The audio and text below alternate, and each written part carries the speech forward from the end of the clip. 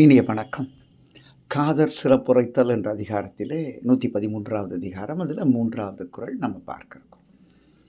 கருமணியிற் பாவாய் நீ போதாயாம் வீழும் திருநுதற்கு இல்லை இடம் என்ற குறள். காதலன் இப்போ கண்ணு கிட்ட பேசுறான்.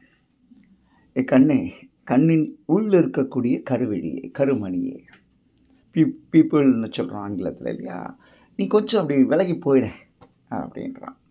சொல்லிட்டு அந்த தலைவன் என்ன சொல்கிறான், ஏன் விலக சொல்கிறேன்னா, ரொம்ப நல்லவன், என்னுடைய காதலி அவள் தங்க இடம் இல்லாமல் தவிக்கிறா, அவள் இங்கே தங்கணும், நீ போனால் இடம் கொடுத்தீன்னா அவள் வந்து உட்காந்துப்பான்.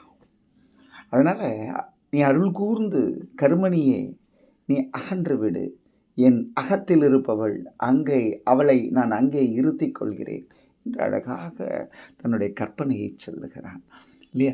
பாருங்க, கண்ணில் வச்சு காப்பேங்கன்னு சொல்லுவோம் நம்ம, அவளை கண்ணாக வச்சு காத்துக்கிறாங்க அப்படின்ற ஒரு தொடர் நம்ம அந்த பயன்பாடு இருக்கும். அதுபோல் தன்னுடைய காதலியை கண்ணென வைத்து காக்கக்கூடிய காதலனாக வள்ளுவர் சுட்டிய காதலன், நிறுவிய காதலன் இங்கே இருக்கிறான்.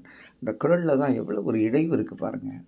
கருமணியிற் பாவாய் நீ போதாயா, வீழும்னா என்னுள் விழுந்த, என்னுள் இருக்கிற, என்னுள் ஒன்றான, உடம்போடு உயிரிடையான, அந்த முன்குறளிலே சொல்லுகிறார்.